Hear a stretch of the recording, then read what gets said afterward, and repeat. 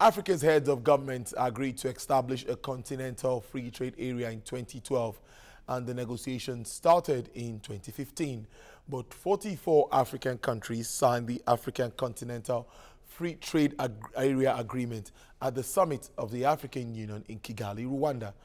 Well, unfortunately, 10 member nations are member of the African Union, 55 member states, including two largest economies, that's Nigeria and South Africa, did not sign this agreement, taking the shine off the momentous event.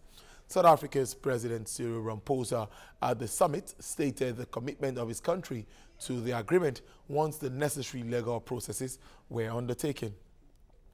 The AfCFTA seeks to remove import duties and non-tariff barriers among member countries and could bring together more than 1.2 billion people into one market to boost intra-Africa trade, making it the biggest trade agreement since the formation of the World Trade Organization in 1995. Well, this issue has been generating comments. Last week, Manufacturers Association of Nigeria reacted to it, saying that the economy, the nation's interest must be put first. And others have been reacting, the LCCI, private sector, everybody has been reacting to this move. Well, to put this into perspective, I have a financial analyst, Nnaemeka Obiaraeri. He's going to be joining me via Skype to look at this very important topic. Thank you, Nnaemeka, for joining us. Tolu, my pleasure. Thanks for having me. Yes. In straight terms, let's start with the AfCFTA itself, what it intends to achieve. It looks like it's going to be a nice one for Nigeria. Why are we going against it?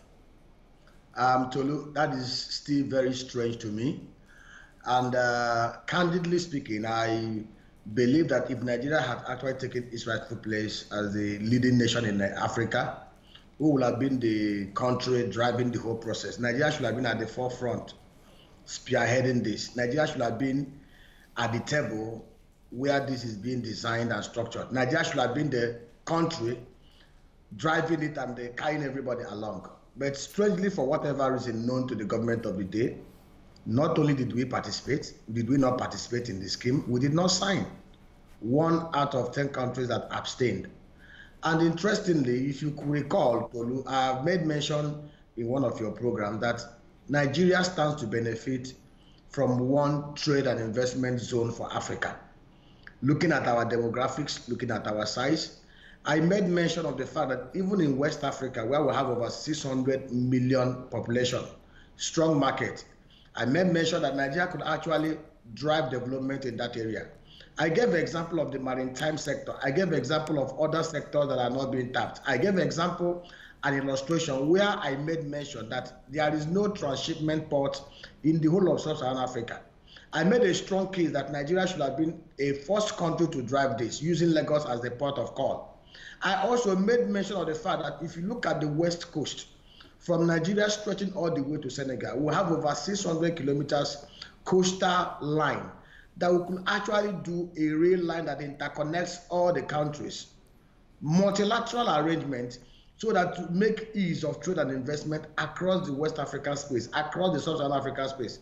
But for whatever reason known to the government of Muhammadu Buhari, I'm made aware that Oshibanjo, that when he sat for, because he was the one that presided over the last meeting of the Federal Executive Council, that they approved it. But whatever reason, Buhari overruled everybody and did not attempt to sign that agreement. So, Nnaemeka, before you go ahead now, this AfCFTA seeks to remove import duties and non-tariff barriers that's among member countries and could bring more than 1.2 billion people together. Now, something is very important here. Many say because of our population, many countries want to get in. And it could also affect our own market at this time when we try to build our market, talking about diversification. When we get all these countries to come in with their products, how productive do we now become as a country? Tolu, it is not true. Let us face facts the way it is. Let us look at the numbers. Tolu, Nigeria as a country harbors the highest number or the largest population of black Africans. 1 out of every 5 Africans is a Nigerian.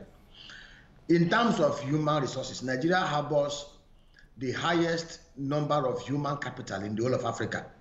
In terms of position and demography, Nigeria started. I gave you an illustration. Now, the only transshipment port that we have in nearest to Sub-Saharan Africa is in Rotterdam. I made a very strong case. Our maritime sector is a sector that can give us twice the kind of earnings we get from crude oil. I made a strong case that if Nigeria could can transmute the Lagos port into a transshipment port, it will become a hub for the rest of Africa. Every goods coming from Europe, every goods coming from Asia, every goods coming from America must first of all touch base in Nigeria before going to every other African country. The same thing also, every goods leaving Africa, we also have to pass through the transshipment port in Nigeria. But for whatever reason, those in NPA, those in NIMASA, those in Ministry of Transport, those in the presidency have not taken time. I have some partners in the US who raised proposals on this issue, and we forwarded it to the right quarters. Till today, nobody have done anything towards that. And I must tell you this, one of the major problems we have in Nigeria is that we've not had the right people with the right mind and creativity leading us. Anybody arguing that we will open ourselves to the rest of Africa to come and explore us and dump things is not telling us the truth. Why are we backward infrastructure-wise? Why are we backward in the whole scheme of things? Why are we not leading? It's because of paucity of leadership. Somebody must take the lead. And unfortunately, smaller African countries are taking the lead because they are very fortunate to have presidents or people running their federal states, people that understand the importance of driving the... See, Africa, as of today, is the third largest market after China and India in terms of numbers. Africa, as I'm talking to you, do not even do up to 20% of trade and investment among themselves. If we could tap into the inherent opportunities in this continent, Tony Elumelu used to talk about Africapitalism. And Africapitalism simply means that Africa must develop Africa. Africa must not look to Europe. Africa must not look to Asia. Africa must not look to America, develop Africa. Africa must develop Africa with African minds and African resources.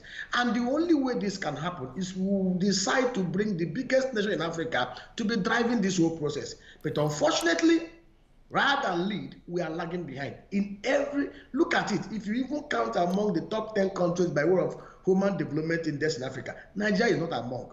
We are lagging behind. Look at education, look at health. Ghana, next door Ghana, in the 80s, early 80s, Ghanaians were in Nigeria as shoemakers, as cleaners. Today, Ghana is ahead of Nigeria in all indices. Is it not a shame? Big shame. Nnaemeka, according to the tweet by Femi Adesina, I think that was last week, he said the president will yet to fully understand the economic and security implications of this agreement, which is very, very important. Because we can't just go ahead and sign this agreement. Yes, you identified some other African countries doing well. They have the infrastructure and all of that. We are yet to have that. Many think that this could have a negative effect on our manufacturing sector and our growing entrepreneurs. That is where I want you to actually look at. Don't you think there is an effect on this set of people? Femi, Tolu, it's a very big shame. More than big shame for Femi Adesina to say that in 2018 that Nigeria as of today does not understand the implications, the economic and security implications of an African free trade agreement. It's a very, very big shame that a country as big as Nigeria will come out openly through the spokesman of Mr. President to say that Nigeria as of today do not understand the economic and security implications of an African free trade agreement. Is a very, very big shame. Femi, I gave you a clear, critical example here. South Africa do not even stand in any position to benefit as much as Nigeria. I gave you a critical example of one area we can benefit from. Okay, let me tell you, let me give you one example. Are you aware today the Minister for Agriculture has continued to regale us with the stories of how import of rice have gone down in Nigeria from Asia and all those stuff. But they forgot one thing, that the import of rice have gone down through the Nigerian port, but have also increased through the other ports in West Africa. Practically 80% of what comes to Benin Republic from 600,000 metric tons to about 1.8 million metric tons of rice every year comes to our porous borders towards the northern part of Nigeria, into Nigeria. Why is this so? Benin ports are more efficient. Why is this so? The tariffs in Benin are far cheaper. So we still have those rice that we banned from coming from Asia through our ports, still coming into Nigeria without us even getting 0 kobo on tariff. Still without us also doing what we're supposed to do to protect our nascent industries and manufacturing businesses in Nigeria. What stops Nigeria? I give you an example. If we have a transshipment port in Nigeria, we have the resources, we have the capacity, we have the large coastal waters to do it. What is a transshipment port? I am sure even Federal Nation may not even know. Every goods coming out of sub-Saharan Africa can pass through our port. Whether it's coming from Niger Republic, from Benin Republic, any goods leaving Africa to Asia or Europe or America will pass through us. How have you bothered to ask yourself, what is the main source of income for Singapore? Singapore has 5.6 million people. Singapore is not a resource-rich economy. But Tolu, the Singapore GDP is almost equal to Nigerian GDP. Singapore Federal Reserve is almost 6 times that of Nigeria. In every indices, Singapore is with a population that is as small as Alimosho in Lagos State, is 5 than Nigeria. And Singapore started 5 years after Nigeria became independent. What is their main source of income? Tolu, is an assignment for Femi Adesina and Co in presidency to go and study. Nigeria as a nation should be at the forefront. It's a crying shame, for crying out loud, that the so-called leader of Africa, the so-called giant of Africa, in 2018, March 27th, can claim that they do not yet understand the economic and security implication of an African free trade agreement. Big shame. Well, Nnaemeka, in as much as your views indeed, but you know, we need to really get it right so that there's no negative effect on our economy. It is very important. We are just recovering from recession, and you know the challenges we face, which we've also talked about before now. Now, Nnaemeka, my next question now will be, what's your assessment of our export level? The NEPC and other agencies in charge of promoting exports, that's looking away from oil, has been doing all possible to actually make us, you know, get it right with regards to non-oil exports. In your ratings and what you've been seeing, figures have been trickling in. What do you think is responsible for the little positive growth we have and also our export level? Tulu, simple. We don't have the right people with the right creativity, knowledge and understanding to drive the critical sectors of the economy, ministries, departments, and agencies. I will give you an example. You just listed, based on the MBS report, that 95% of our forex revenue came from crude oil. Is it supposed to be so for a country that has been mounting diversification over the last 2 years? Big no. I will give you one typical example. This country is the one among the top 4 sesame seed producing countries in the whole world. Tolu, sesame seed grows so much in the north, from Jigawa to Kano State to other parts of the north. Sesame seed grows in Nigeria like any other seed. Sesame seeds take less than 1 year to grow and produce. Let me tell you, in the north alone, we have a landmass of over 64 million hectares.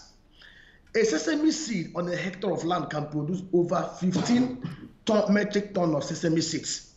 Tolu, do you know that the price of a metric ton of sesame oil, which is consumed in Asia, in America, is over $800, more profitable than even a metric ton of crude oil. Tolu, let me tell you, if Niger State alone should dedicate 10% of their land mass to do sesame seed, they will produce in a year 2.5 million metric ton of sesame seed. 3 metric ton of sesame seed will produce 1 metric ton of sesame oil. Tolu, Niger State alone in 1 year, if we know what we are doing, can produce over 800,000 metric tons of sesame seed oil. Tolu, we are talking about annual revenue of over $1.4 billion in rich foreign exchange earning. Tolu, imagine where we dedicate just 5% of the land mass in those areas in the north where these seeds can be grown, from Taraba to Kano to Jigawa to Niger State. But do you know why we are not doing all these things? To set up a sesame seed refinery plant, 50,000 metric ton per annum capacity will take only about $15 million, Tolu. A $15 million sesame plant done under a turnkey arrangement can give us $30 million income. We can replicate it in clusters in over 50 to 100 locations in the north, and there will be no need for us to suffer if the crude oil goes bust. But the major problem we have an agri sector, we have a solid mineral sector that can give us 3 times what we get from crude oil earnings. But the problem we have is that we keep on mounting diversification. We have an unwieldy structure that is not helping this country to grow. A cap beggarly federalism that does not recognize excellence and hard work. If we have resource control than as we used to have it in the early 60s, most of these state governors will be forced to look inward to develop their states. But unfortunately, it is not like that. Put the right people with the right knowledge, the right passion and creativity, and Nigeria will grow. Nnaemeka Obiaraeri, financial analyst, thank you very much for your views there. Joining us on the show too. Thank you, Tolu.